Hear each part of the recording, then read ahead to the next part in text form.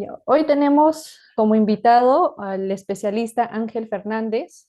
Ángel Fernández es profesional comprometido con el desarrollo sostenible del país, con más de 15 años de experiencia, viene liderando equipos multidisciplinarios, gestionando permisos ambientales y diseñando estrategias en planificación ambiental. Actualmente se desempeña como superintendente de gestión ambiental en la compañía Minas Buenaventura de la zona norte, en Minera La Zanja y Coimolache. Él es ingeniero ambiental de la Universidad Nacional Agraria La Molina, tiene estudios de posgrado en gerencia de gestión ambiental en ESAM y la Universidad de los Andes de Colombia. También tiene posgrado en gerencia de proyectos de la ESAM y gestión minera y gestión de cierre de minas en Yerens. Actualmente es estudiante de la maestría de sostenibilidad de la UPC. Además es auditor líder certificado de la interpretación de la ISO 14001, de la 45001 y de la 9001, lo que refuerza su enfoque hacia la mejora continua. Cree firmemente en el poder del trabajo colaborativo, la planificación estratégica y la gestión responsable para generar confianza, valor social y resultados ambientales sostenibles, y está certificado por Harvard Business en ética empresarial. Así que chicos, aprovechen, la charla va a estar súper didáctica, espero que aprendan bastante y al final dejen los comentarios y al final también el profesional va a estar dando soporte a cada pregunta. Así que les doy pase al ingeniero Ángel Fernández. ¿Qué tal? Buenas noches con todos. ¿Me escuchan? No sé si me pueden escribir en el chat si se escucha bien o hay algo que mejorar.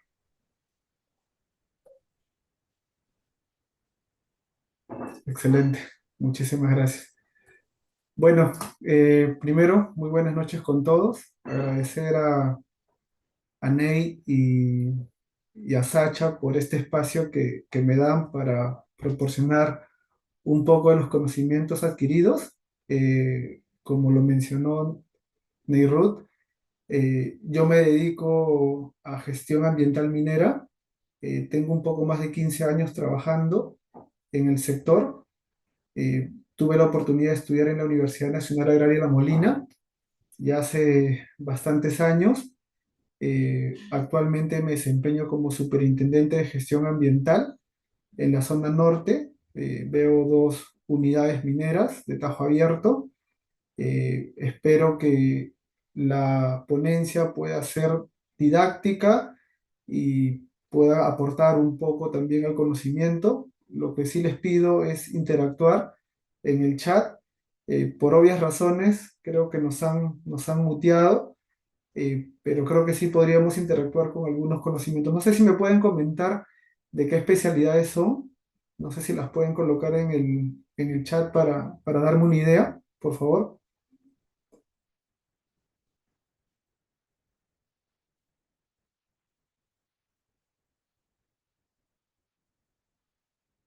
O todos son ingenieros ambientales. Ahí está, ingeniero ambiental, abogado en derecho ambiental. Excelente. Eh, bueno,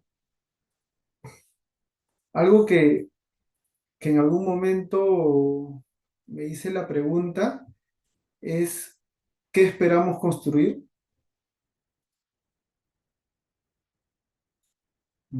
Ya. Eh, Algo que siempre me hacía la pregunta, como le decía, era qué esperamos construir nosotros como ingenieros de gestión ambiental, ¿no? ¿Qué es un gestor ambiental, no? Un gestor ambiental eh, tiene la capacidad de involucrar varias especialidades. Es importante que maneje especialidades financieras, sociales, de comunicación, y nosotros de alguna u otra manera lo que hacemos es facilitar el trabajo. Esto es muy importante para que se desarrolle un proyecto sostenible, que puede ser un proyecto minero, como también puede ser cualquier industria, ¿no? Pesquera, agrícola, entre otros, ¿no? Para la construcción civil. Acá pongo una imagen. Muchas veces el ingeniero ambiental no es muy comprendido, por así decirlo, ¿no? A veces hacemos propuestas y estas propuestas generan un impacto bastante importante, principalmente en el manejo de aguas, en el cierre de minas, en la gestión de permisos, en el sistema de gestión ambiental, pero cuando no lo podemos transmitir bien, este mensaje genera un ruido y al final no llega muy bien al receptor, ¿no? La imagen que quise colocar acá es que hay personas o hay ingenieros o técnicos que no comprenden esta, esta temática ambiental y creen que muchas veces esto no puede generar un valor en la industria. Entonces, tuve la oportunidad de hablar con un profesor hace muchos años, colombiano, que siempre me explicaba que nosotros lo que teníamos que hacer era darle un valor financiero a todos los proyectos ambientales que podamos diseñar, ¿no? Esto es muy importante, porque si no le damos un valor financiero, es muchas veces la comunicación se hace muy difícil. Cuando comencé a aplicar esto y comencé siempre a ponerle un valor financiero, normalmente los mineros, los ingenieros de costos, los de planeamiento conocen bastante muy bien el BAN y el TIR. Entonces, cuando colocábamos estas variables en nuestros proyectos ambientales, era muy bien recepcionado y podíamos transmitir muy bien nuestro mensaje, ¿no? Con esto nosotros encaminábamos la gestión ambiental, la gestión de manejo de aguas, la gestión de cierre en pro del proyecto. Y esto generaba una rentabilidad, ¿no? Una rentabilidad en menores costos, menos contingencias, proyectos que no solo tienen impacto en la unidad minera, sino también tienen un impacto a nivel social, ¿no? Como parte de nuestra responsabilidad también con la sociedad y la responsabilidad corporativa. Entonces, era bastante importante poder nosotros dominar estas herramientas que nos ayudaban a largo plazo, a mediano, poder generar un proyecto de mucho impacto, ¿no?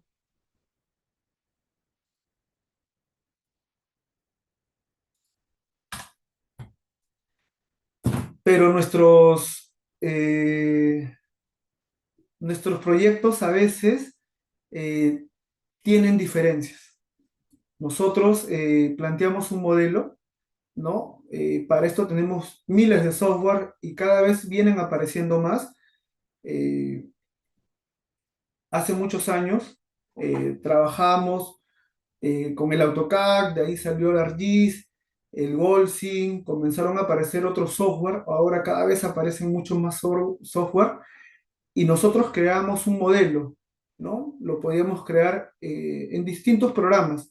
Y este modelo, cuando lo aplicábamos en el campo, tenía variaciones, ¿no? Entonces la foto, lo que quiero decir que a veces nosotros podemos aplicar un modelo, pero cuando lo ejecutamos no es igual al que lo hemos diseñado. Y para esto es muy importante tener un sistema de gestión ambiental que está basado tanto en la ISO 14001, pero algo que también ayuda bastante es manejar la gestión de proyectos, ¿no? Manejar el PMBOK, que es cómo nosotros podemos, después de haber ejecutado, primero planificamos, ejecutamos, monitoreamos y volvemos a actualizar el plan, ¿no? Este es muy dinámico y cada vez vamos ajustando este error, porque a diferencia de una ingeniería a nivel de factibilidad que tiene un margen de error y cuando yo tengo más muestras y paso una ingeniería de detalle con mucho menos error, en la parte ambiental a veces esto es más complicado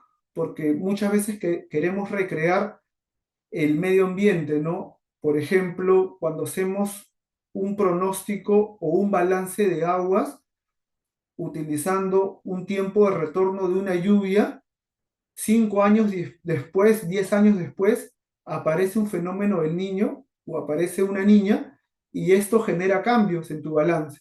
Entonces tu modelo tiene un poco de variaciones con la realidad, ¿no? Y esto nos ha pasado bastante, eh, pero lo más importante es que nosotros podamos ir actualizando de forma permanente este modelo y comprendiéndolo mejor, ¿no? Al igual que cuando pasamos de una ingeniería de factibilidad a una ingeniería de detalle y tenemos que colocarle más perforaciones, más calicatas, más muestras, entre otros, en el caso de la temática ambiental, por ejemplo, yendo al tema de aguas, tenemos que colocar más estaciones hidrométricas, más estaciones meteorológicas, más puntos de monitoreo, lo cual nos permita hacer un mejor modelo, un mejor análisis, ¿no? Tanto geoquímico, modelos de aire, modelos de agua, entre otros, ¿no?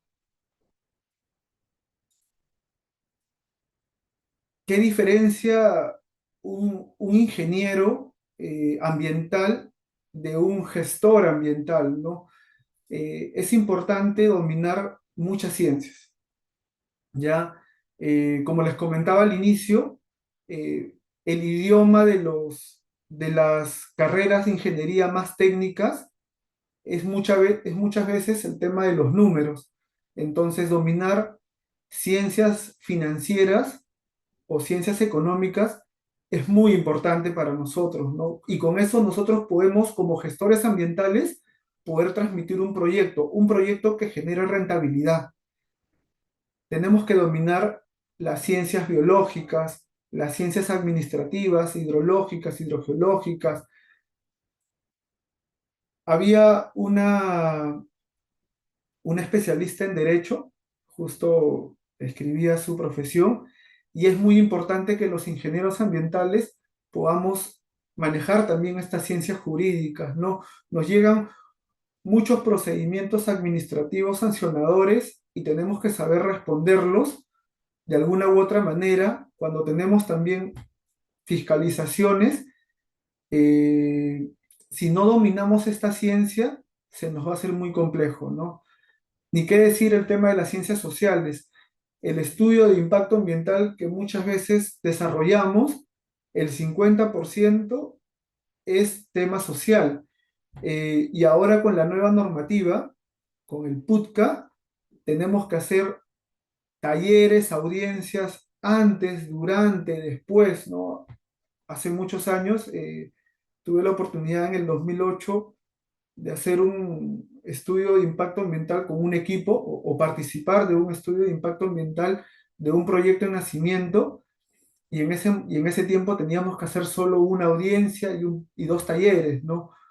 Eh, Cuando hemos ido actualizando otros estudios y cuando hemos comenzado otros proyectos, ya los talleres ya son en todas las etapas, los planes de participación ciudadana son mucho más sólidos, requieren de muchos mecanismos y la coordinación, y no solo la coordinación con el área de asuntos sociales, sino entender esta área, se nos hace muy importante a nosotros como gestores ambientales.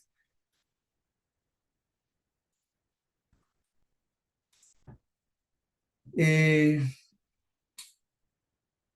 para resumir un poco el tema de gestión ambiental, he tratado de resumirlo en cuatro pilares, ¿ya? En la gestión de permisos, la gestión del agua, la gestión de cierre y pasivos y la gestión de prevención y mitigación. Para ustedes, no sé si me pueden poner en el chat cuál creen que es la más importante de estos pilares. La gestión de permisos, gestión de agua, gestión de cierre. No sé si me podrían ahí apoyar, por favor, colocando en el chat. ¿O cuál creen que para ustedes es la que les gusta más? A ver, los leo.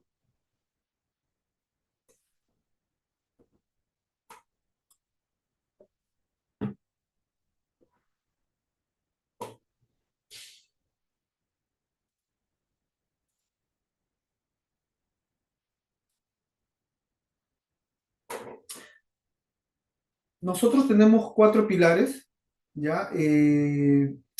La gestión de permisos básicamente ve los instrumentos de gestión ambiental. En muchas unidades, un ingeniero ambiental o un gestor ambiental ve los permisos ambientales, pero también ve los permisos operativos, ¿no? Y, y de forma paralela ve los títulos habilitantes, que son permisos con el ANA, permisos con CERFOR, el plan de participación ciudadana que les comentaba, talleres, audiencia, entre otros. La gestión del agua básicamente es el cumplimiento de los límites máximos permisibles en el tratamiento industrial y en el tratamiento doméstico, básicamente en cantidad y en calidad, así como la mejora y la separación tanto del agua de contacto como del agua de no contacto. El cierre de minas es una ciencia que con los años hemos ido aprendiendo, ¿no? Desde el 2005 a la fecha, se comenzaron a desarrollar los planes de cierre de minas y muchas veces hemos tenido que llegar a tratamientos a perpetuidad, actualizar las coberturas.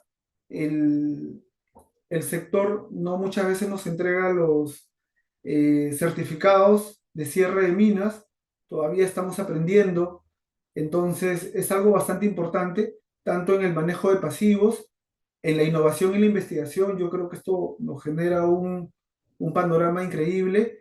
Es muy importante acá dominar tanto las herramientas de costos y ahora algo que se nos está presentando y es muy importante es la minería informal que muchas veces termina utilizando estos componentes ya cerrados para generar beneficio, ¿no? O estos pasivos mineros, teniendo en consideración la subida de los precios de los minerales. Por último, está el tema de la gestión de prevención y mitigación, y acá se basa mucho al sistema de gestión ambiental, ¿no? Que tenemos que tener una matriz de aspectos y de controles. En muchas unidades también lo llaman el IPERS ambiental, que es algo muy similar al de seguridad, donde podemos identificar estos aspectos, evaluar los riesgos y con eso implementar unos controles adecuados, ¿no? Lo que genera de alguna u otra manera un sistema de alerta y que nos hace que estemos mucho más controlados y ordenados.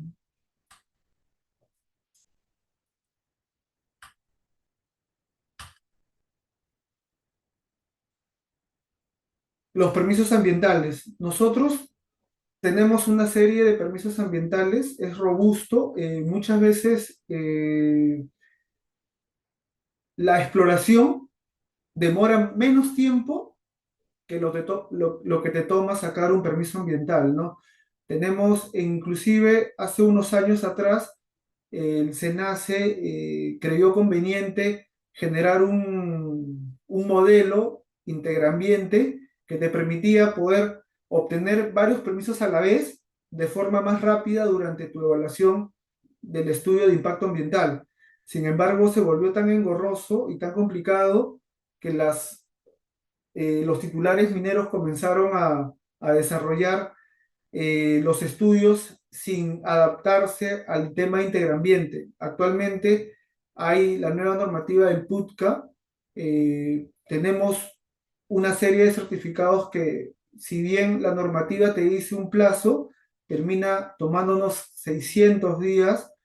Por ejemplo, para que se den una idea, en Chile te toma 100 días obtener un estudio de impacto ambiental, en Brasil 300 y acá en el Perú te toma 600 días obtener un estudio de impacto ambiental para un proyecto de gran envergadura, ¿no?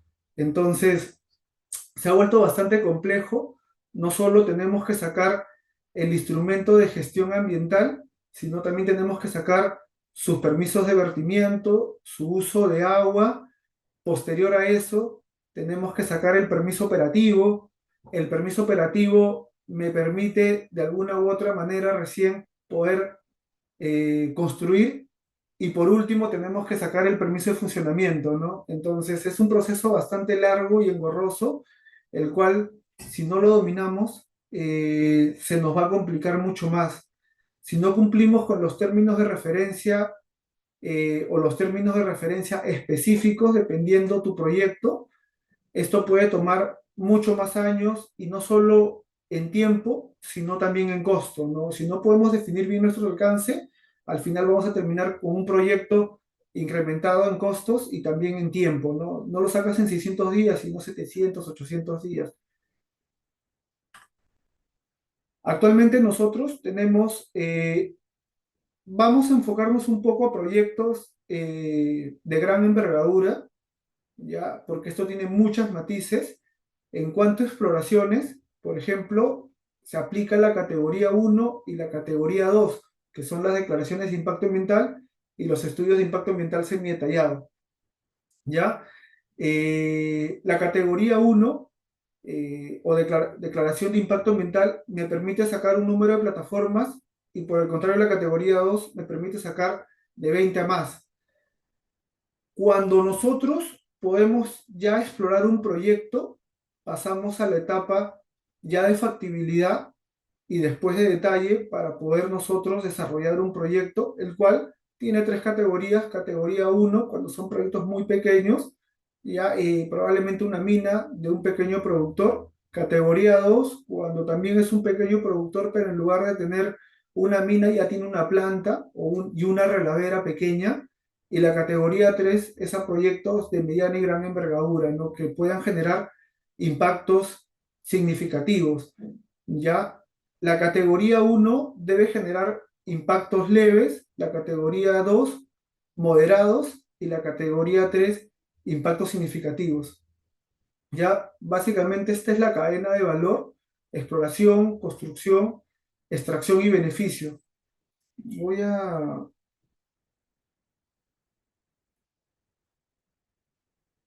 voy a compartir una pizarra. A ver, un segundo.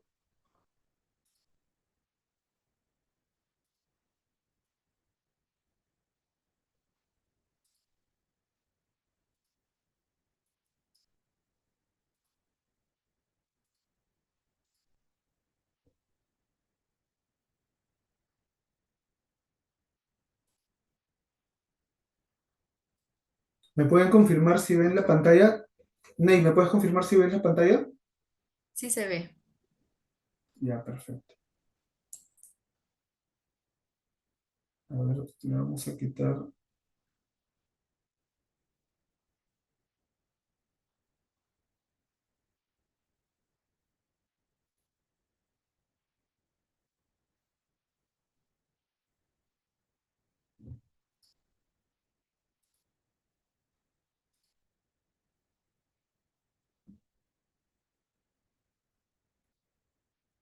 A ver,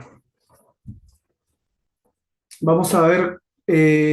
Nosotros tenemos.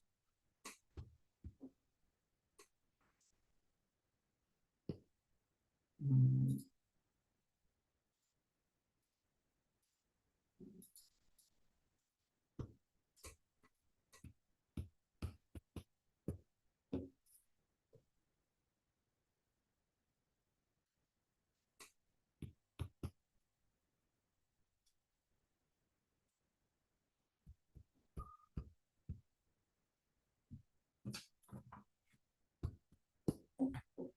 Uy, no puedo.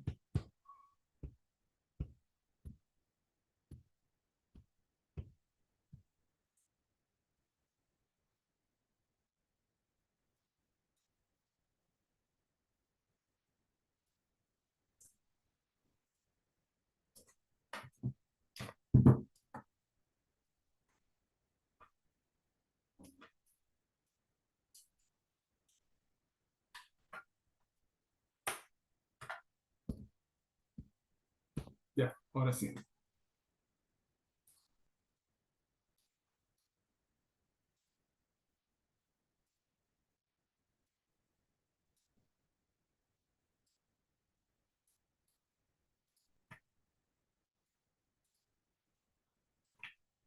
Se había bajado la batería. Ya, perfecto. Ya, nosotros tenemos un proyecto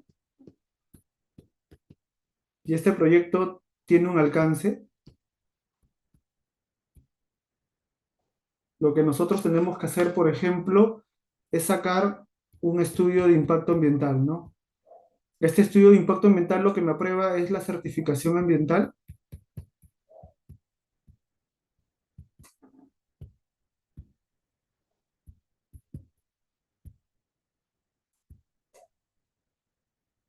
y posterior a esto lo que tenemos que sacar es un permiso operativo.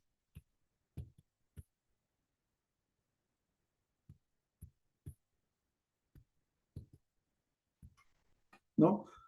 Por ejemplo, si nosotros hemos sacado dentro de nuestro proyecto, vamos a poner un tajo abierto, ¿no?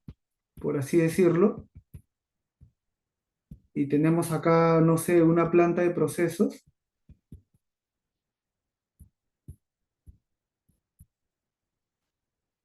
Dependiendo si el proyecto es de cobre o es de oro, podríamos tener una relavera.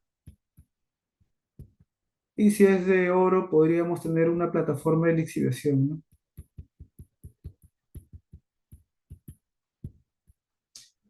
Ya, disculpen por la...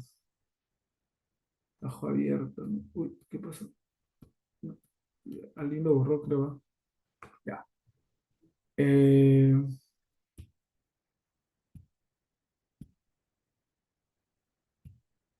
perfecto. Por ejemplo, si nosotros tenemos ya la certificación ambiental de un tajo abierto, tenemos que inmediatamente, para poder operarlo, sacar su permiso de construcción. Entonces, este permiso de construcción se llama preparación y aprobación del plan de minado. Aprobación del plan de minado. Básicamente la preparación es el preminado y cuando yo ya quiero operar, voy a sacar su autorización de funcionamiento, que también es un permiso operativo. Acá le vamos a poner autorización de construcción. Y ese funcionamiento se va a llamar aprobación del plan de minado, ¿no? En el caso de una planta de procesos, una reladera o una plataforma de lixiviación, lo que tenemos que sacar es la concesión de beneficio, teniendo en consideración que cuando nosotros desarrollamos un proyecto, normalmente tenemos o somos titulares de la concesión minera, ¿no? Eso ya es un trámite que se tiene que hacer ante el INGEMET, pero nosotros en la concesión de minera no podemos obtener o hacer un beneficio del mineral hasta que no saquemos la concesión de beneficio. Y eso lo obtenemos después de la certificación ambiental, ¿no?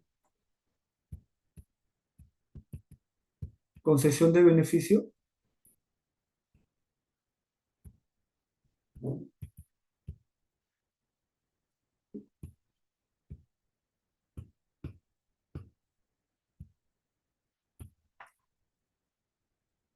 Y mi autorización de construcción, ¿no? En este caso sí se llama igualito que la etapa que es la construcción, me dan la autorización de construcción. Una vez construido la planta, construido el pad o construido la relavera, hago mi solicitud, presento mis planos ASBIL, ¿no? Que ya son los que he construido, y obtengo el permiso de autorización de funcionamiento, ¿no?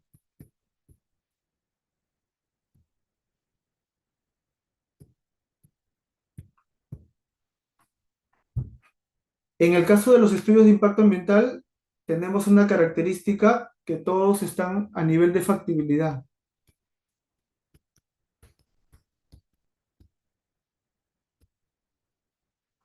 Y en el caso de los permisos operativos, la norma te solicita que estén a nivel de detalle.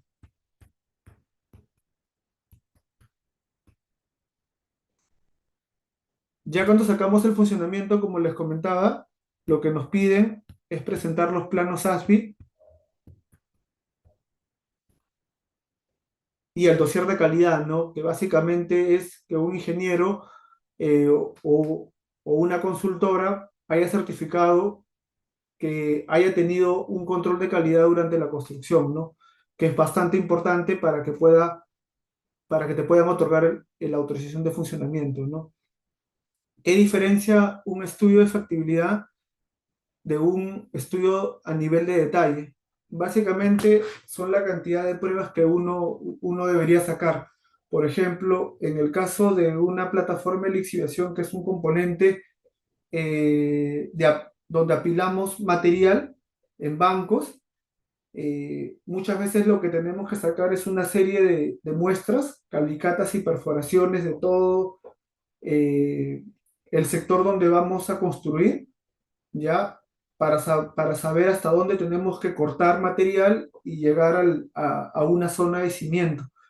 Eh, para una ingeniería de factibilidad, por así decirlo, requiero de 10 o 20 taladros y para una ingeniería a nivel de detalle requiero de 40, 60, 80, dependiendo lo que indica la evaluación técnica, ¿no? Y eso es lo que diferencia una ingeniería a otra, ¿no? Mayor información. Al final el índice, los términos de referencia son los mismos, pero el nivel de detalle es mucho mayor. ¿Y quién da este nivel de detalle?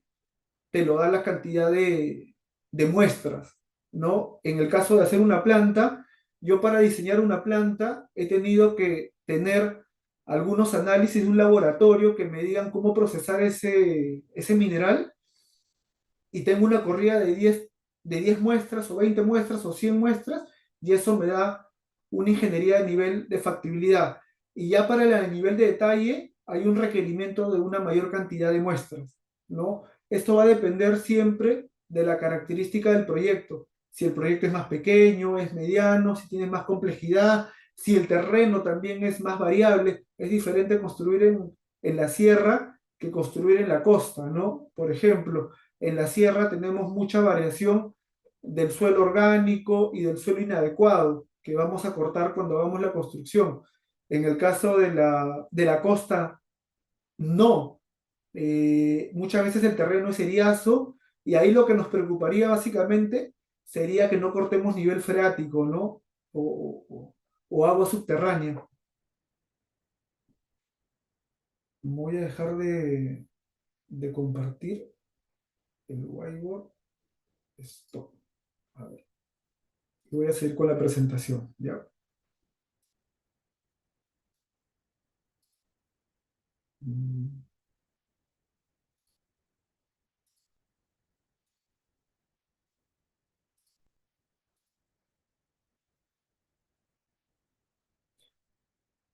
Ney, ¿me puedes confirmar si ves la pantalla, por favor? Sí se ve. Ya. El whiteboard ya no se ve, ¿no? No, ya no se ve. Se ve tu presentación. Gracias. Ya. Bueno, yo espero que los garabatos se hayan entendido un poco mejor. El objetivo, obviamente, de, de tener este flujo es hacer un proyecto eh, que cumpla con la prevención eh, de generar impactos significativos al ambiente, pero también cumplir los requerimientos operativos que necesita un proyecto para desarrollarse de una forma correcta a lo largo de su ciclo de vida o cadena de valor, ¿no? Que es lo que habíamos tratado de graficar en esa lámina anterior. Un proyecto de estudio de impacto ambiental tiene una serie de capítulos, seguro que ustedes lo conocen muy bien, pero algo que es muy importante es tener una muy buena ingeniería para que podamos tener un proyecto muy bien descrito. Es importante que este proyecto pueda ser eh, diseñado eh, de forma previa a desarrollar tu estudio de impacto ambiental, ¿no?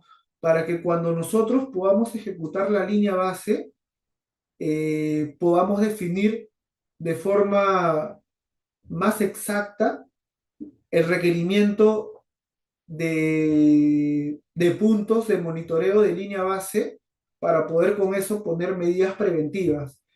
¿Ya? Eh, Hay una serie de ingenierías, ¿no? La ingeniería conceptual, la PFS, que es la de prefactibilidad, la de factibilidad. Entonces, un proyecto que se diseña cumpliendo todos esos pasos te permite como gestor ambiental, de alguna u otra manera también diseñar un buen estudio de impacto ambiental que te permita prevenir impactos que se puedan generar durante la ejecución del proyecto. Eh, con la descripción del proyecto y la línea base, lo que se genera básicamente es, vamos a meterlo esto dentro de una matriz, ¿ya? Que básicamente la más común es la de Leopold.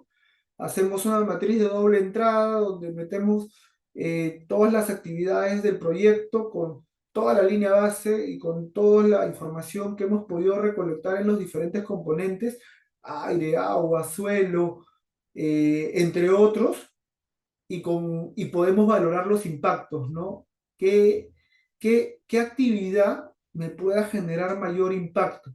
Y a los que generen, de alguna manera, los impactos significativos, debemos darle mayor atención, y el plan de manejo ambiental, que actualmente se llama Estrategia de Manejo Ambiental, tiene que estar enfocada en reducir estos impactos significativos a moderados y leves. Eh, la idea es prevenir, pero hay algunos impactos que se van a dar en la conceptualización del proyecto que no se van a poder eliminar. Y en esos impactos tenemos que hacer el tema de compensación. Ya vamos a ir a la última jerarquía, y esta jerarquía se llama la jerarquía de compensación. ¿Ya? Por ejemplo, cuando ocupamos un cuerpo de agua, como es un bofedal, una laguna, un humedal, tenemos que compensarlo en otro lugar, ¿no? Antes era bastante sencillo, teníamos que básicamente compensar volumen por volumen, pero actualmente el tema biológico se ha vuelto muy importante y tenemos que darle un factor de la área que nosotros estamos impactando para poder compensarlo en la nueva área, ¿no? Y estos factores a veces multiplican por 3, por 6, por 9 el área que venimos impactando, y esto se da por un valor ecológico que tiene el sector, que estaríamos ocupando y que estaríamos generando obviamente un impacto significativo que no lo podemos eliminar por las características del proyecto. ¿Ya? Muy importante poder determinar nosotros una zona de compensación eh, que cumpla características que a largo plazo el proyecto por sus propias ampliaciones no te genere eh, volver a ocuparlo para que no hagas la compensación de la compensación de la compensación, ¿no? Entonces, eh, desde la parte de permisos como gestores ambientales, es muy importante que conversemos con las áreas de planeamiento y desarrollo para no solo ver el proyecto del corto plazo o mediano plazo, sino también el proyecto de largo plazo, ¿no? Hasta dónde estamos apuntando, y con esto poder diseñar no solo un buen proyecto ingenieril, sino también un buen proyecto ambiental, compensaciones, entre otras cosas, ¿no?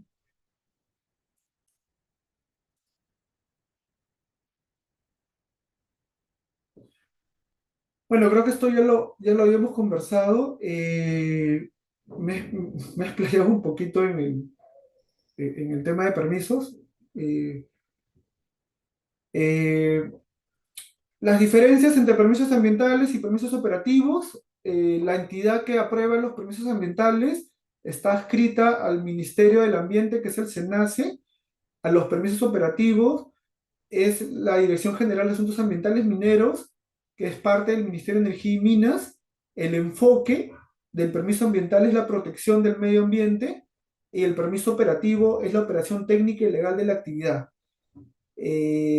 Como habíamos mencionado, algunos ejemplos del permiso ambiental es el estudio de impacto ambiental, el estudio de impacto ambiental semi-detallado, declaraciones de impacto ambiental, los ITS, ¿no? Y el permiso operativo son la concesión de beneficio, plan de minado. ¿Cuál es el objetivo del permiso ambiental? Mitigar impactos ambientales. ¿Y cuál es el objetivo del permiso operativo? Garantizar una operación segura y conforme a la ingeniería. El nivel de ingeniería del permiso ambiental es a nivel de factibilidad, y el nivel de ingeniería del permiso operativo es a nivel de detalle. No, básicamente esas son las diferencias bastante generales. Hay una particularidad para cada punto. Esto es extenso, tiene para rato, eh, pero con que sepamos lo básico, y creo que para el webinar queda perfecto. Este sería nuestro punto de partida de las diferencias, tanto en permisos ambientales como operativos. Un poco para hacer un símil de un permiso ambiental con un permiso operativo, el estudio de impacto ambiental semi-detallado para una actividad de exploración, su, su siguiente paso para sacar el operativo sería el inicio de actividades, o si ya cuentas con el inicio de actividades, la continuidad de actividades, ¿no? Básicamente para los permisos de exploración.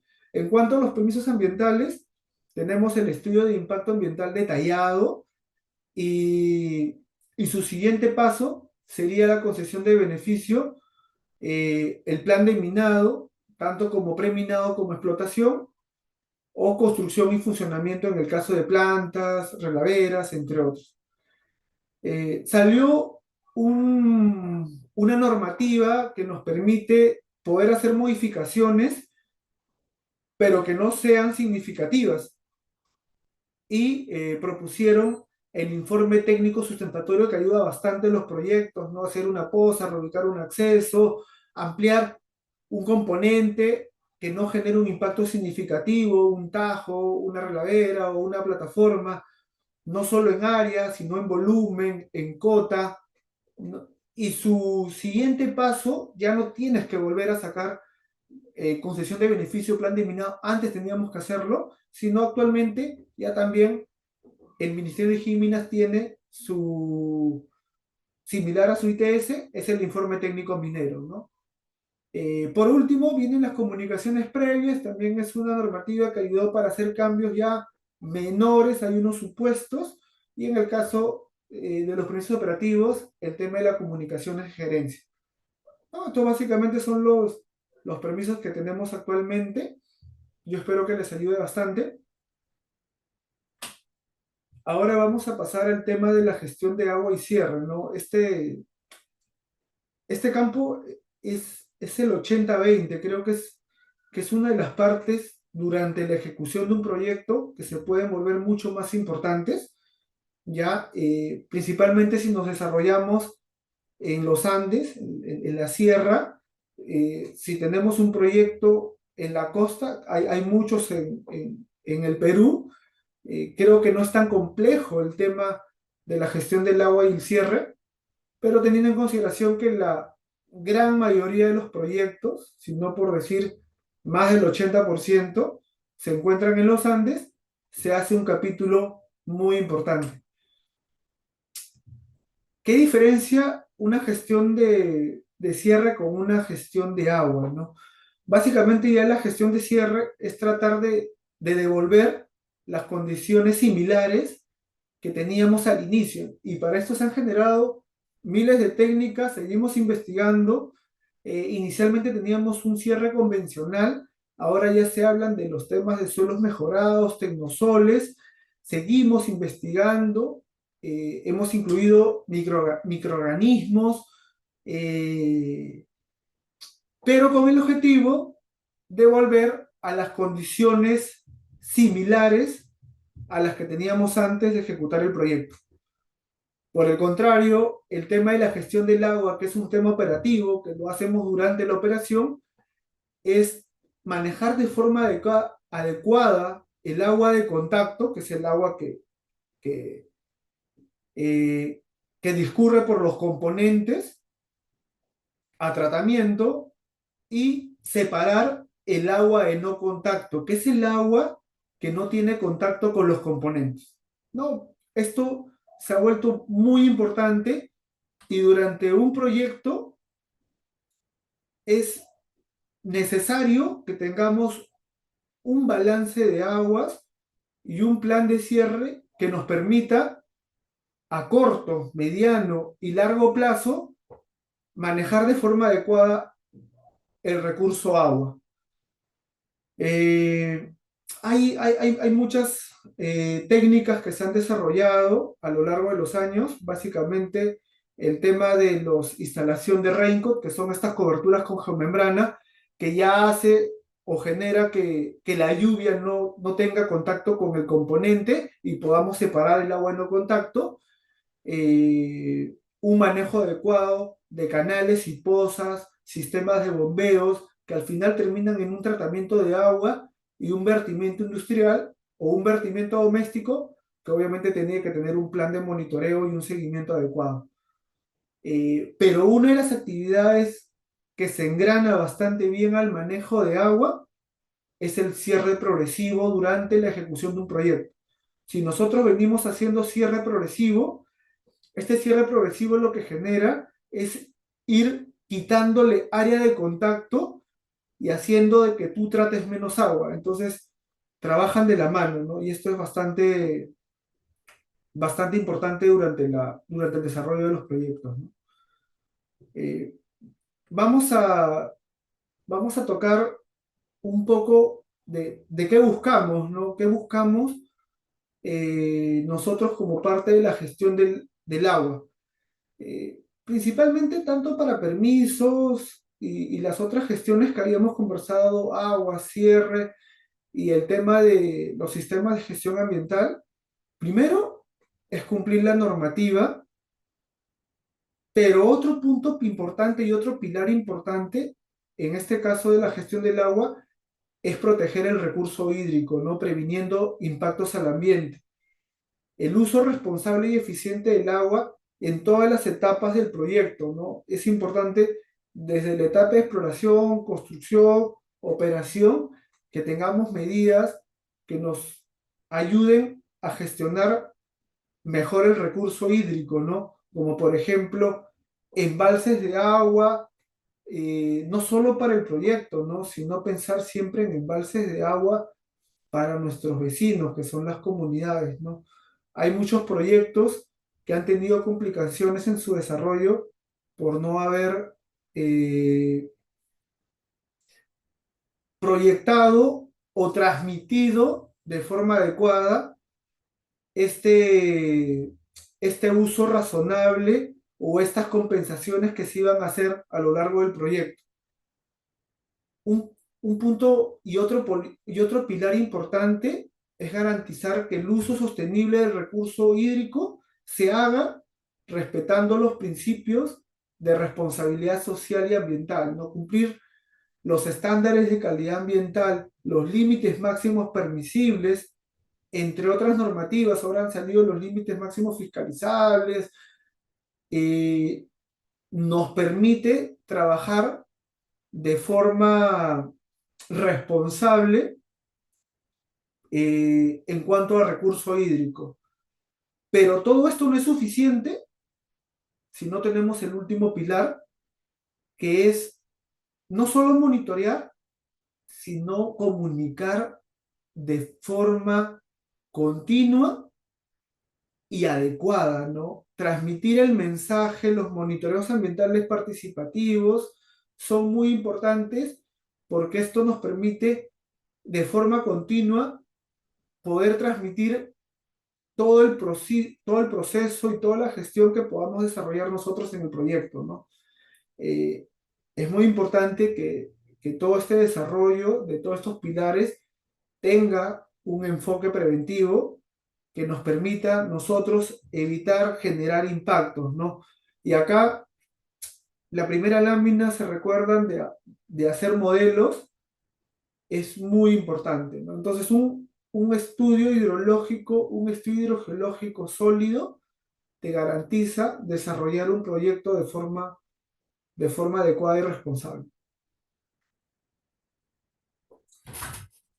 A lo largo de los años, eh,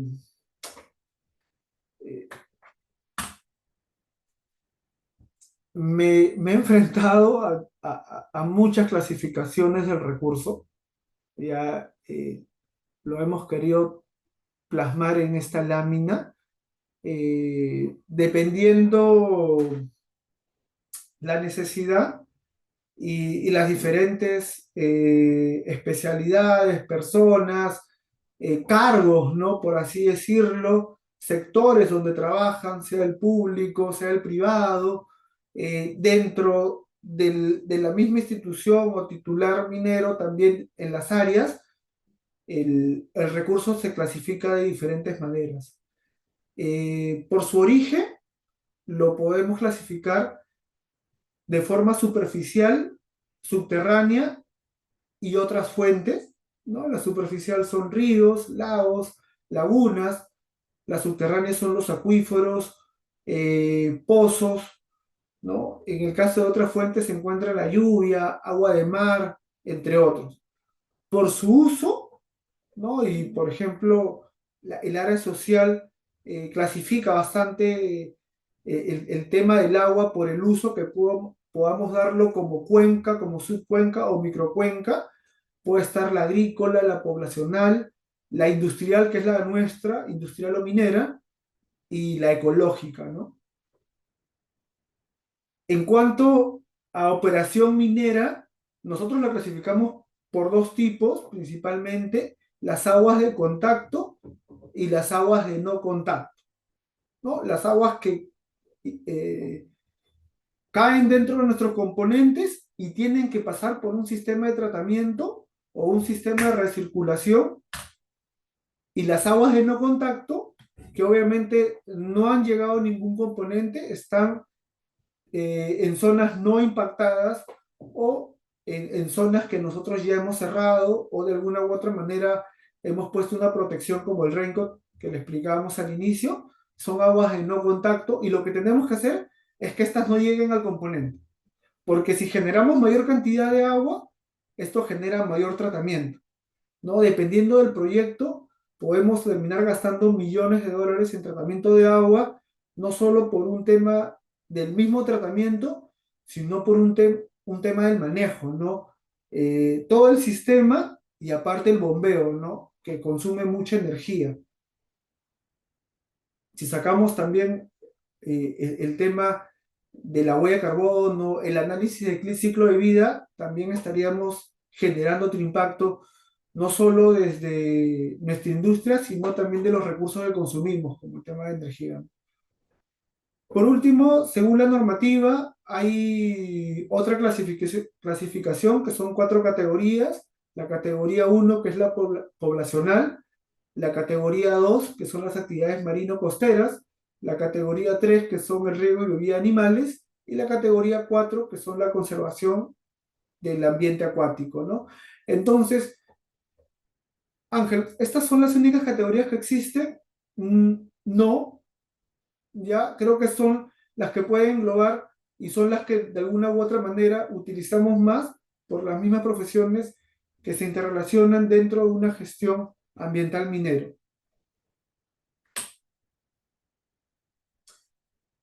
La planificación de gestión de aguas, igualito que los permisos, se tiene que hacer para lo largo de la cadena de valor o el ciclo de vida de un proyecto, ¿no? Durante las actividades de exploración tenemos que sacar permisos de uso de agua, probablemente vertimientos industriales, pero principalmente los vertimientos domésticos. Esto va a depender de la magnitud del proyecto, ¿no? Hay proyectos que son de gran envergadura, entonces tienen diferentes características, ¿no? Inclusive inversiones que pueden compararse con un proyecto grande, ¿no? La vez pasada estaba conversando con un gerente de una empresa chilena y casi su CAPEX de exploración era el mismo CAPEX de operación que nosotros teníamos, ¿no? Entonces, hay diferentes niveles y características que pueden generar también impactos leves, moderados y significativos dependiendo de las etapas. En cuanto al tema de exploración y construcción, o disculpen, construcción, operación y cierre, tenemos que ya planificar el tema del uso de agua que vamos a generar nosotros, no solo para el consumo poblacional del campamento minero, sino también para la industria, ¿no? Pero el objetivo principal acá es recircular, ¿no? Tratar de que el agua que cae dentro del componente podamos recircularla y que ésta sea mayor al 90%, ¿no? En muchos casos es 99 punto y algo por ciento, ¿no? Y el uso de agua que se genera ya es mínimo. Eh,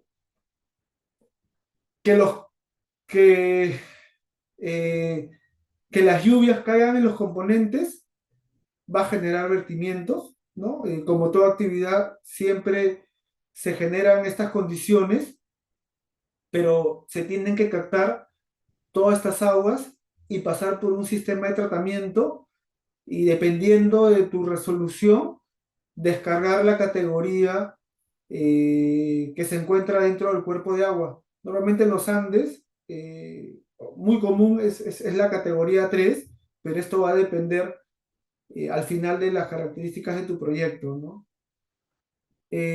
También un permiso que nosotros podemos sacar como los títulos habilitantes son las construcciones de infraestructura hidráulica en cuerpos de agua, ¿no? Por ejemplo, estaciones hidrométricas, embalses, entre otros, que se va a requerir planificar también para todas estas etapas, ¿no? De construcción, operación, procesamiento e inclusive el cierre de minas, ¿no? Muchas veces cuando estamos ya con un proceso de cierre, tenemos que descargar agua tratada y tenemos que seguir cumpliendo y teniendo el permiso de vertimientos industriales, ¿no?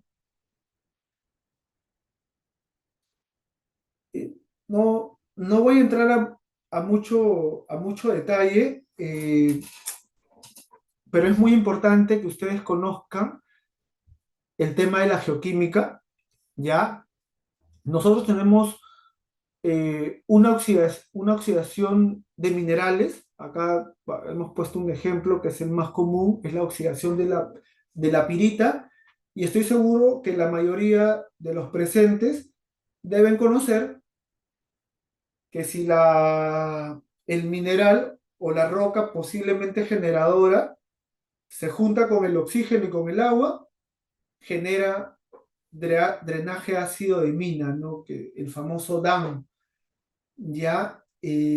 Pero algo que es muy importante es que cuando se oxida la pirita, se genera un fierro más 2, ¿ya?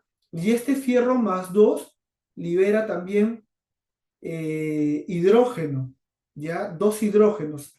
Esta parte es muy importante porque cuando nosotros comenzamos a descender de un pH menos de 4, 3, ya no comienzan a hacer solo efecto el tema del oxígeno y el agua, sino comenzamos a oxidar la pirita por el soporte de las bacterias ferrooxidantes y también el fierro más 3.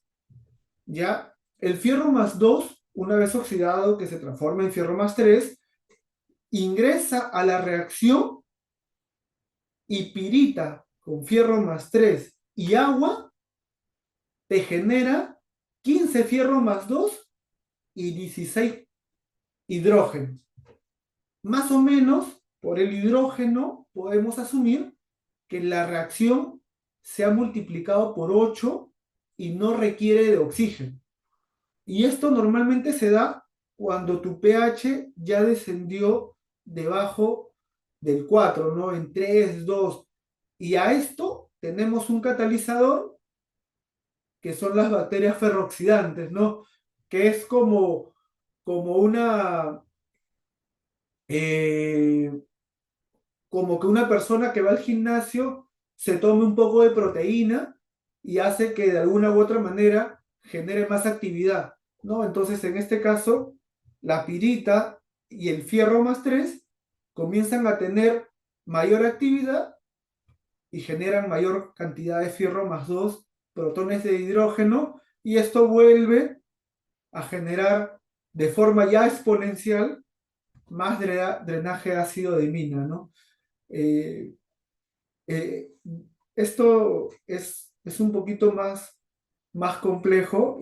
Hay muchos controles que actualmente venimos ejecutando como industria, que ya no solo son tratamientos activos, sino a lo largo para para los componentes que ya van quedando, tratamientos pasivos, drenes anóxicos, lagunas que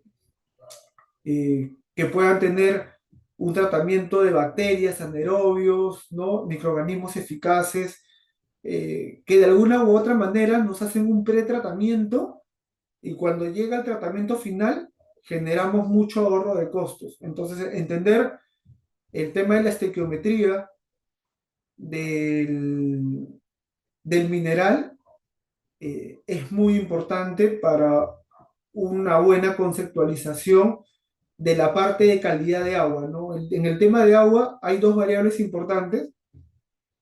Una, como habíamos visto al inicio, que tenemos que recircular más, que tenemos que separar el agua de no contacto y solo quedarnos con el agua de contacto, que es básicamente el tema de cantidad.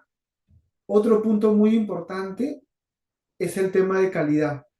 Y para eso uno tiene que dominar mucho las técnicas de estequiometría, la química, ¿no? Ahí los líderes de tratamiento de agua, los jefes de tratamiento de agua, creo que nos ayudan bastante este proceso y nosotros, para poder conceptualizarlo como parte de la gestión ambiental, como gestores del agua, es importante conocer no solo la teoría, sino también nosotros haber participado eh, en estos proyectos. Si tienen alguna pregunta o alguna duda o algo que pueda apoyar o reforzar o comentar, si gusta lo pueden colocar en el chat y, y tratar y voy a tratar de poder transmitirlo. Mm, denme un segundo. Chat, perfecto.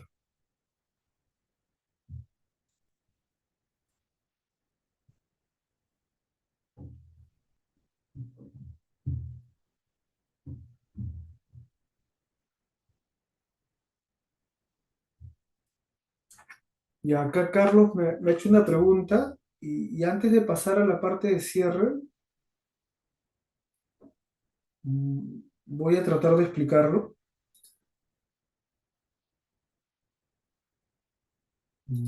Voy a abrir el whiteboard, voy a apagar o dejar de ver el chat. ¿Ya?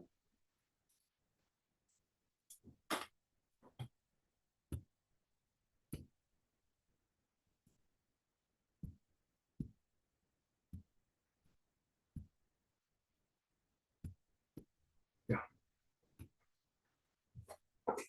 Ya, me explicaba o me preguntaba cómo hacemos el tema de la recirculación del agua. A ver, ¿cómo es el sistema de recirculación de agua? En dónde recirculamos o a través de qué? Y si esa agua es necesario monitorear. Perfecto. Vamos a poner un ejemplo. Hay diferentes procesos. Ya hay procesos de flotación y procesos de lixiviación. Ya imaginemos que tenemos una plataforma de lixiviación, ¿no? Debajo del componente. Este componente está impermeabilizado, tiene sus bermas para, ¿no? Básicamente para poder, uy, ahí está, ¿no? Para contener el componente. Y este proceso de lixiviación, lo que hacemos, tenemos pozas y tenemos una planta, ¿no? Eh,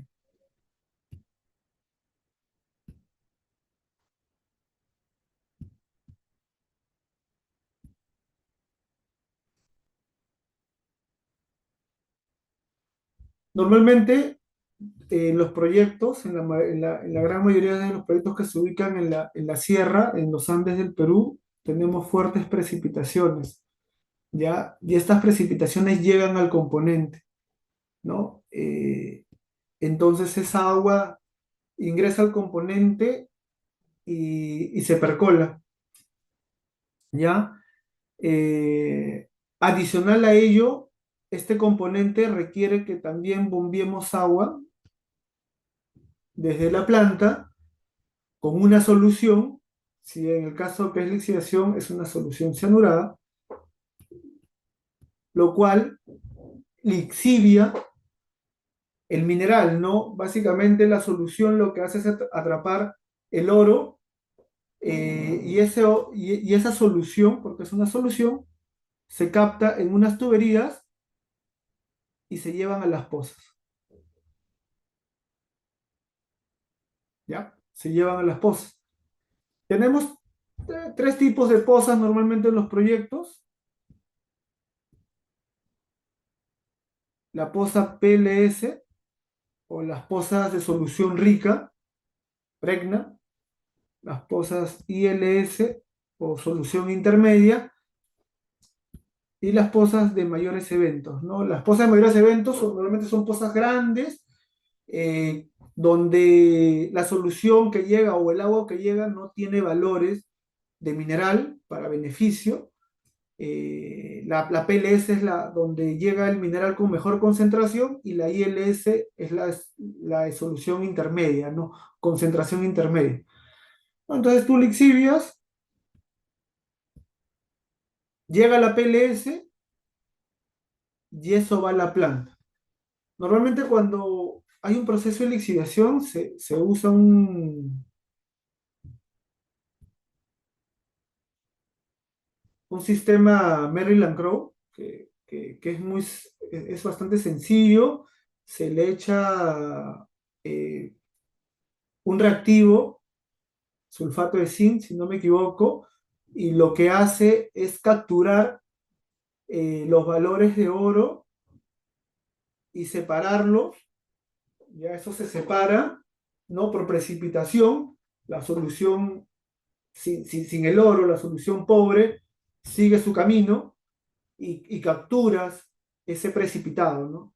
Y lo que haces con el precipitado, primero en columnas, le quitas la poca cantidad de humedad que le queda y ya te queda como una torta y después esa torta la mandas a fundición, eliminas toda la humedad y te quedan las barras, ¿no? Las barras de oro, las barras de plata o las barras de doré, dependiendo del proceso que estemos, ¿no? Y el mineral que estemos obteniendo. ¿Ya? Esa solución pobre, se recuerdan que pasó. eh, ¿Qué hacemos con ella? ¿La descargamos al ambiente? No. Lo que hacemos es volver a mandarla para que sea un circuito cerrado. La volvemos a mandar a la plataforma de lixiviación, ¿ya? Para recircular el agua. Obviamente durante el proceso hay una pérdida, ¿ya? Por evaporación, ¿no? Hay una pérdida. Y esa pérdida cómo se vuelve a, a completar. eh, en lugar de utilizar agua fresca, lo que hacemos es el agua que cayó en el pad, eh, vuelve al proceso, ¿no? Vuelve al proceso, ¿no? Y así el sistema es cerrado, ¿no? Se genera un sistema de recirculación. Eh, Ángel, ¿lo podemos monitorear? Como me preguntó Carlos. Sí, claro que sí, ¿no? Es más, es importante en estos procesos monitorear justo cuando sale la planta y cuando llega también a las pozas,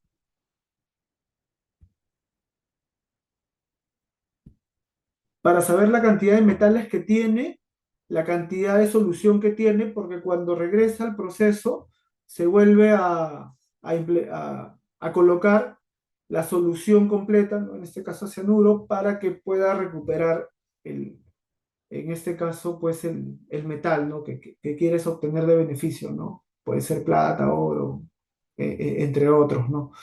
Cuando ya tienes excedentes de agua, ¿no? Cuando tienes excedentes de agua, por ejemplo, una lluvia torrencial, ¿no? Llueve más, eh, esto llega a esta poza de mayores eventos, eh, y para que no, pues, la tengas al límite, pues, 80%, 100%, ¿no? Para no tenerla al límite, pasa por un sistema de tratamiento, ¿no? Que es una planta, en este caso, para influentes de proceso.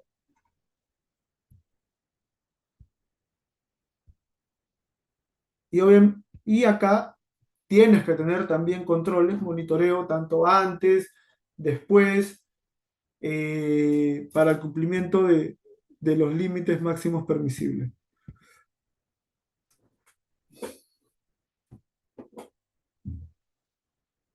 Yo espero haber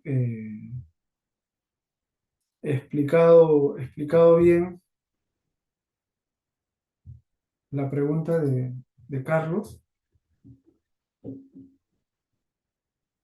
A ver,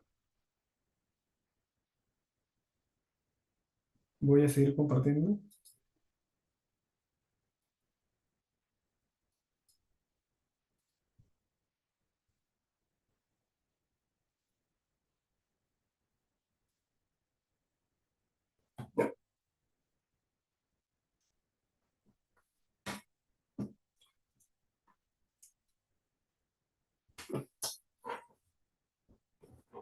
Ya, en el caso de cierre de minas, ¿no? Eh, este es un proceso eh, que se podría decir está en constante crecimiento y desarrollo.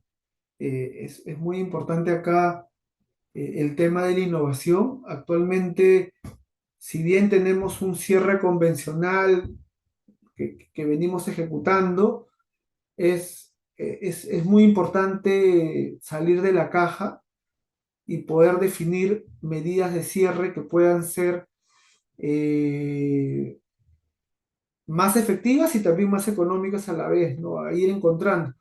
Inclusive, algo que ya se viene conversando también y es muy importante, es si le podemos dar otro valor al componente, ¿no?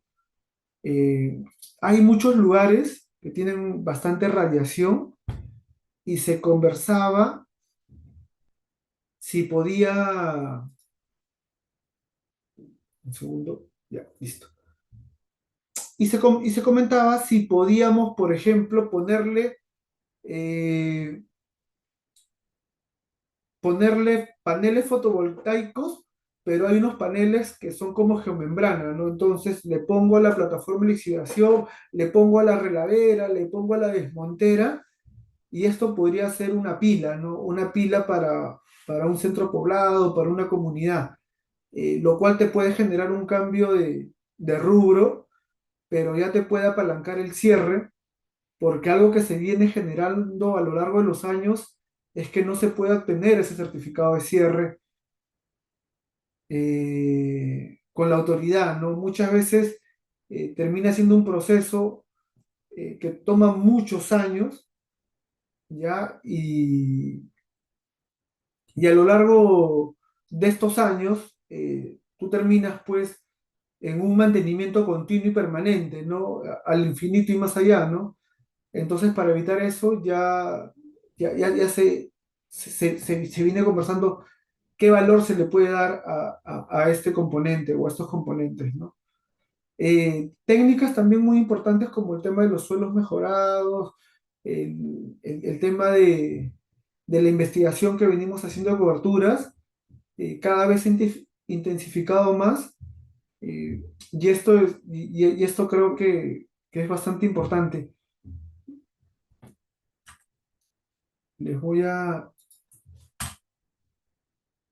Bueno, yo creo que esto eh, es la base, ¿no? Conocerla, ¿no?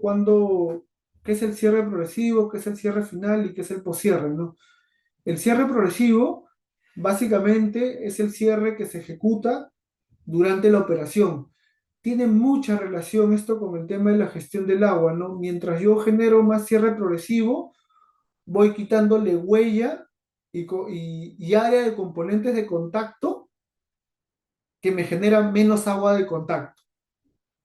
Eh, y ya esta agua de no contacto, obviamente la puedo sacar del sistema eh, y devolverla pues a su curso natural, ¿no? Entonces, esto es muy importante que se pueda desarrollar a lo largo del proyecto, ¿no? Y eso también apalanca, algo que es muy importante, te apalanca costo, porque muchas veces dejamos el cierre para el final y cuando tú creías que tenías una rentabilidad del proyecto, no, he ganado 100%, ¿no? Llegas al final del proyecto y terminas con la sorpresa que el cierre te cuesta el 80% que habías ganado, ¿no? Y al final eh, esto termina siendo sorpresa y te genera pues una complicación financiera de tus ganancias. Muchas veces ya te quedaste sin ese capital porque lo invertiste en otro proyecto, ¿ya? Entonces es muy importante ir avanzando con el cierre progresivo durante la ejecución del proyecto.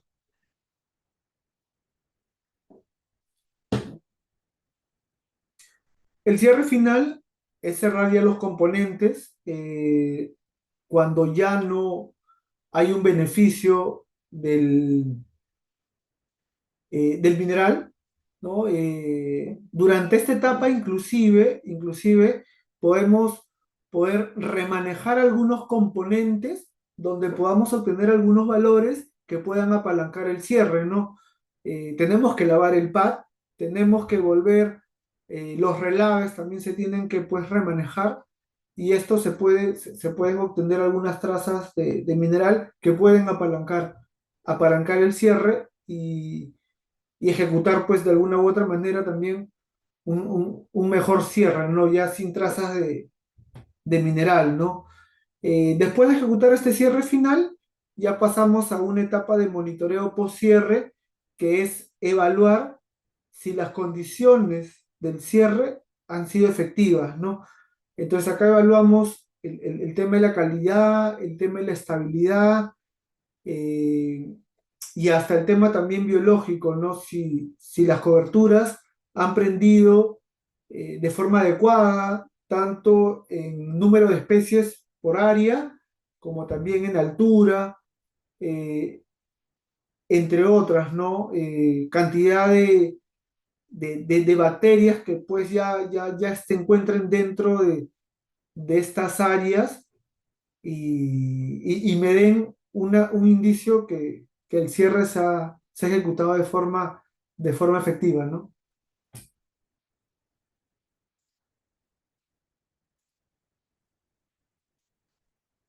Bueno, acá un poco de la teoría, que es la gestión integrada del cierre progresivo, ¿no? Habla que nosotros tenemos que asegurar que tanto el agua, suelo, vegetación y biodiversidad hayan sido recuperadas de forma exitosa, ¿no?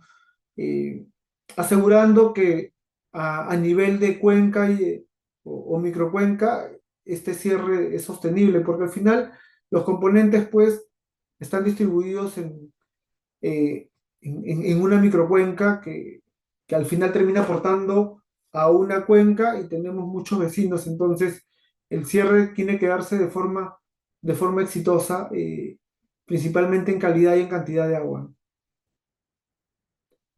El cierre final ya incluye las últimas actividades. Acá apagamos la luz, eh, retiramos las instalaciones inclusive, ya los últimos que se quedaron, vigilantes, gestión ambiental, las últimas áreas, también terminan desinstalando, desmantelando todo y asegurando que los componentes pues hayan, hayan cumplido su proceso también de monitoreo, ¿no? Que es la parte final, que es el monitoreo post-cierre para asegurar que la estabilidad biológica, hidrológica y física, hidrogeológica se hayan recuperado de forma adecuada, ¿no?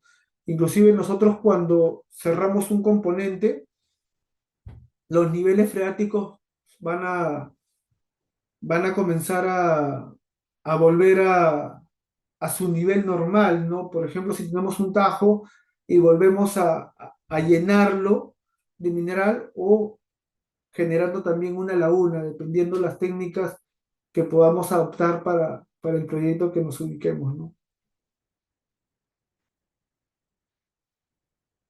Pero algo muy importante y que a veces dejamos pasar es hacer una muy buena ingeniería de cierre. Eh, Nosotros tenemos un cierre, ya un cierre convencional. Si generamos una mala planificación de cierre del convencional o legal, vamos a terminar teniendo un déficit, un mal uso del recurso, mayores costos, mayores tiempos para la ejecución de un cierre. Por el contrario, si tenemos una buena cantidad de ingeniería, información, innovación, vamos a tener un cierre inteligente, ¿no? Y esta planificación va a generar una reducción de costos, reducción de tiempo, menos contingencia, menos postergaciones y, y lo que nosotros podamos haber estimado al inicio sea de forma más efectiva y eficiente, ¿no?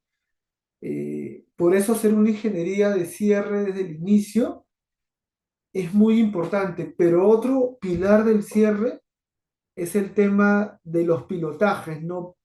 Hacer pilotajes de coberturas de cierre, pero que se puedan adaptar a nuestra realidad, porque las realidades no son iguales, ¿no? No llueve lo mismo en tu proyecto que en el proyecto de nuestro compañero, nuestro vecino, ¿no? Tiene condiciones muy particulares en geoquímica de roca, en hidrología, en hidrogeología, lo cual al final, como medidas de cierre, generan cambios, ¿no? Tanto para la estabilidad física, la estabilidad geoquímica, la estabilidad hidrológica, la estabilidad biológica, entre otros, ¿no? Entonces, hacer un buen modelo que se asemeje lo mayor a la realidad y en este caso la inversión en investigación y en pilotajes se hace muy importante, ¿no?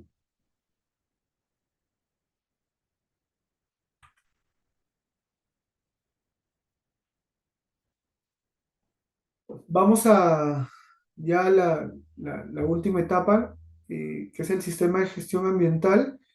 Eh, no sé si tienen alguna consulta,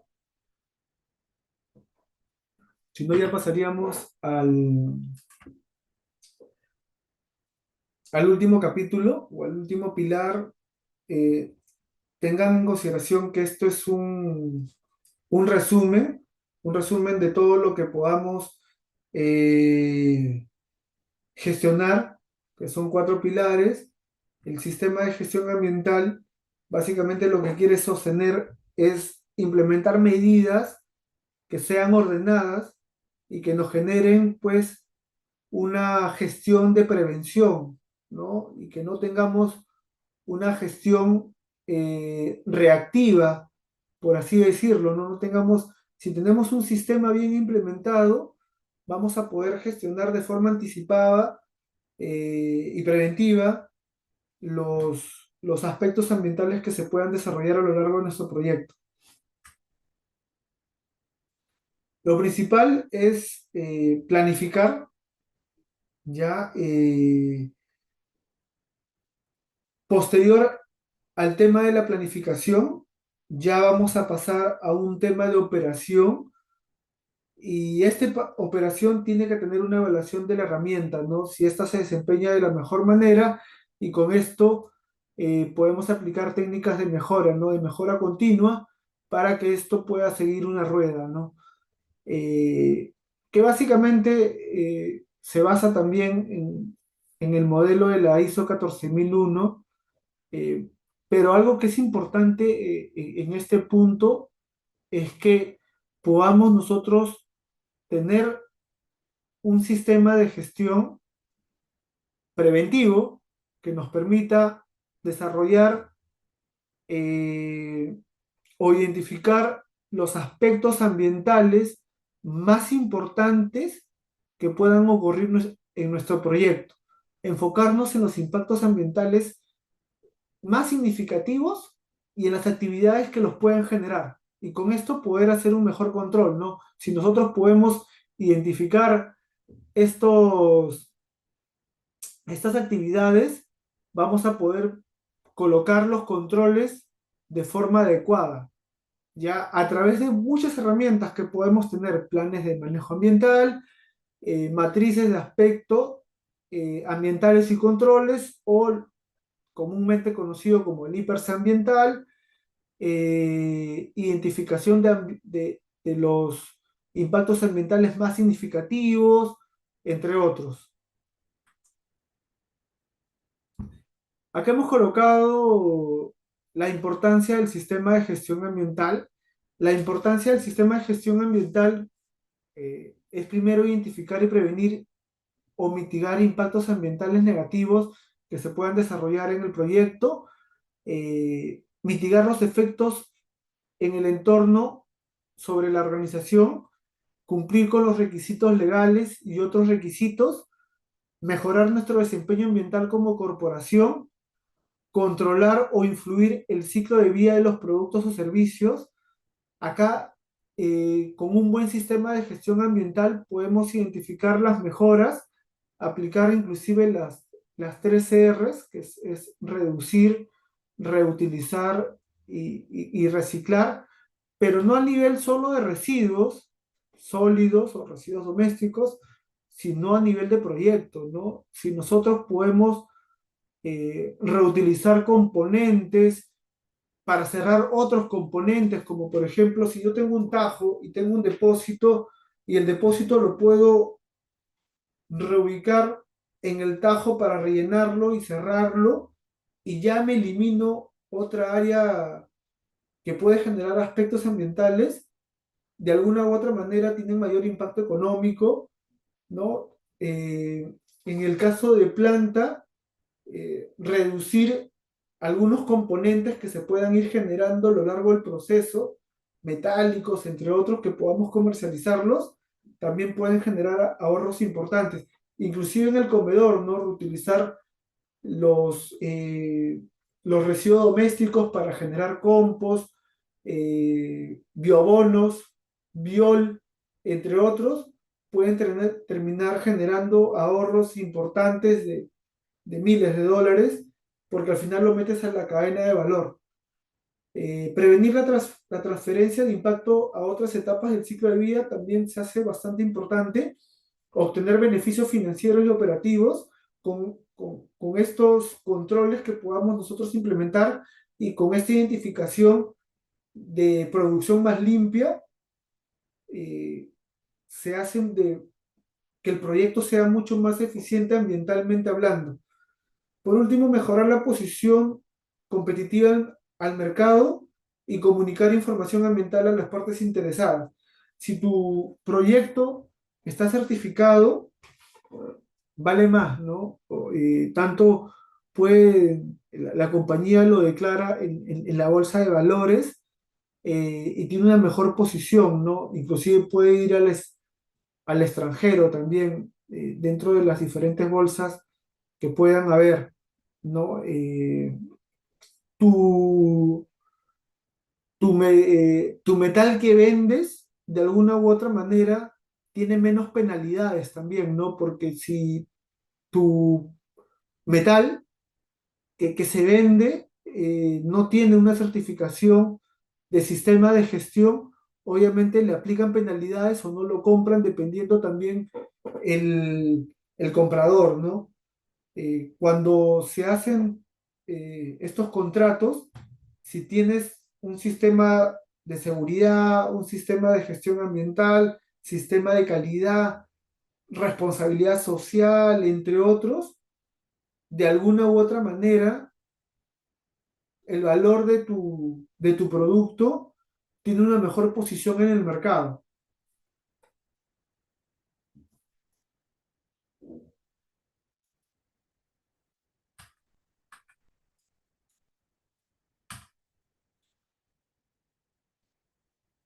¿Cuál es la diferencia de una organización sin sistema de gestión ambiental y una organización con sistema de gestión ambiental? En el caso de una organización sin sistema de gestión ambiental, no hay una organización y control, no tiene baja eficiencia operativa, no tiene muchos eventos ambientales y esto genera paralizaciones del proceso. Tiene dificultades para cumplir requisitos legales y tiene sanciones, medidas administrativas que que nos colocan la entidad fiscalizadora, que en este caso es el OEFA, y esto al final te retrasa, ¿no? Porque tienes que hacer retrabajos o probablemente se te pueda poner una medida de paralización. Tiene débil capacidad de respuesta ante problemas o emergencias, ¿no? Una empresa que no tiene un sistema de gestión ambiental, obviamente no tiene un proceso para atención de emergencias ambientales, inclusive de otras índoles, ¿no? Como seguridad, no tiene una brigada y no tiene un sistema de comunicación cuando ocurre un evento, ¿no? Cuando ocurre un evento, todos, de alguna u otra manera, hay, hay mayor grado de desesperación y de estrés. Por el contrario, si tienes un sistema de gestión ambiental muy bien implementado, la comunicación es más fluida y de forma ordenada puedes atender ese aspecto ambiental generado. Poco o nada de orientación a la mejora continua, ¿no? Un sistema de gestión te permite llegar a un punto y después de llegar a este punto puedes seguir mejorando, ¿no? Y esto es infinito, ¿no? Podemos seguir mejorando de forma permanente el tema de nuestros controles, el tema de nuestro monitoreo, ¿no? Tener mejores matrices, ¿no? Ahora podemos tener una matriz en Excel, de ahí la podemos poner en Power BI, de ahí la podemos poner con una IA. Entonces, de alguna u otra manera, cada vez vamos mejorando nuestro sistema de gestión ambiental, ¿no? Que al final lo propone la unidad o en este caso el gestor ambiental, ¿no? Es el que propone, ¿no? Pero sí hay que cumplir los lineamientos, ¿no? Que tienes que tener un sistema de gestión ambiental preventivo, ¿no?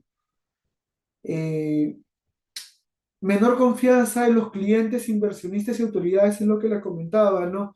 Una empresa que no tiene un sistema de gestión ambiental, obviamente no genera confianza y tiene dificultad para crecer o escalar operaciones. Imagínate que una operación, pues no tenga una alta carga de estrés operativa, porque no puede gestionar sus aspectos, tenga sanciones, eh, entre otros, paralizaciones, genera al final que no pueda fluir de forma adecuada.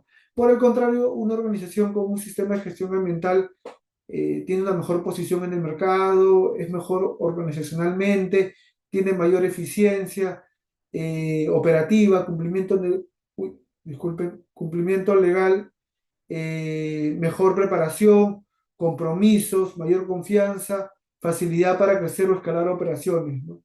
Entonces, esto es muy importante, ¿no? Eh, Creo que con esto, y me había adelantado, ya llegamos al final. Yo espero que les haya ayudado. orientándolos en el tema del sistema de gestión ambiental en proyectos mineros.